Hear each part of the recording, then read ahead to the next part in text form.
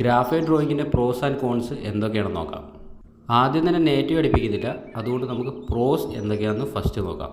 Range of values ആണ് ആദ്യത്തെ advantage. അതായത് ലൈറ്റ്സിൽ നിന്ന് ഡാർക്കിലേക്ക് ഒരുപാട് വാല്യൂസ് ഉള്ളതുകൊണ്ട് ഷെയ്ഡിങ് വളരെ പെർഫെക്റ്റ് ആയിരിക്കും. രണ്ടാമതായിട്ട് പറയാനുള്ളത് ഈസി ടു എറേസ് ആൻഡ് കറക്റ്റാണ്. അതായത് എന്തെങ്കിലും ഒരു തെറ്റുകൾ നമ്മുടെ ഡ്രോയിങ്ങിൽ വന്നു കഴിഞ്ഞാൽ അത് വളരെ പെട്ടെന്ന് കറക്റ്റ് ചെയ്യാനും അതുപോലെ തന്നെ എറേസ് ചെയ്ത് കളയാനും ഈസിയാണ്. ആർട്ടിസ്റ്റിക് ഗ്രേഡ് കളർ പെൻസിൽസ് കിട്ടാൻ വളരെ പാടാണ്, അതുപോലെ തന്നെ അതിൻ്റെ പ്രൈസും വളരെ ഹൈ ആയിരിക്കും.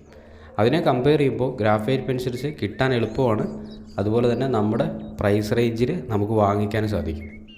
ഗ്രാഫൈറ്റ് പെൻസിൽസ് കളർ പെൻസിലിനെ അപേക്ഷിച്ച് നമ്പേഴ്സ് വളരെ കുറവായിരിക്കും, അപ്പോൾ നമുക്കത് ക്യാരി ചെയ്യാൻ എളുപ്പമായിരിക്കും. അതേപോലെ തന്നെ അതിൽ നിന്നുണ്ടാകുന്ന മെസ്സും വളരെ കുറവായിരിക്കും.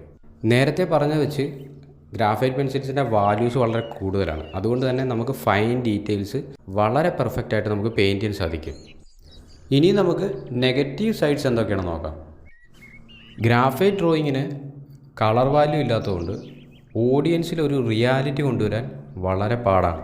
നമ്മൾ ഒരുപാട് ഡീറ്റെയിലിങ്ങിൽ പെയിൻറ്റ് ചെയ്ത് അതിനെ റിഫ്ലക്റ്റ് ചെയ്യിച്ചെങ്കിൽ മാത്രമേ നമുക്ക് ഓഡിയൻസിലൊരു റിയാലിറ്റി നമുക്ക് എടുത്ത് കാണിക്കാൻ സാധിക്കുകയുള്ളൂ.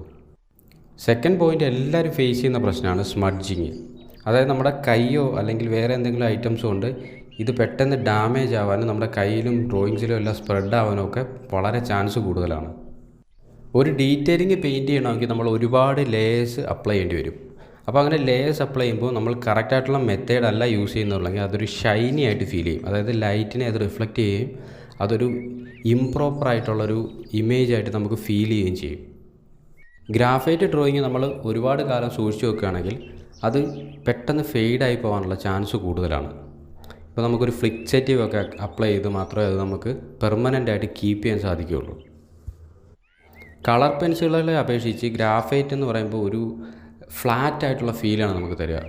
എന്ന് വെച്ച് കഴിഞ്ഞാൽ കളർ പെൻസിൽ ഒരുപാട് വാല്യൂസ് ഉള്ളതുകൊണ്ട് നമുക്കൊരു 3D ലുക്ക് നമുക്ക് ഫീൽ ചെയ്യും. പക്ഷേ ഗ്രാഫൈറ്റ് ഡ്രോയിങ്ങിന് നമുക്ക് ഒരു മോണോക്രോമാറ്റിക് ആയതുകൊണ്ട് തന്നെ അതൊരു 3D ഫീൽ അല്ലെങ്കിൽ ഒരു ഡയമെൻഷൻ നമുക്ക് തരില്ല. അപ്പോൾ അടുത്ത വീഡിയോയിൽ നമുക്ക് കളർ പെൻസിലിനെ കുറിച്ച് സംസാരിക്കാം. അതുവരേക്കും ബൈ ബൈ.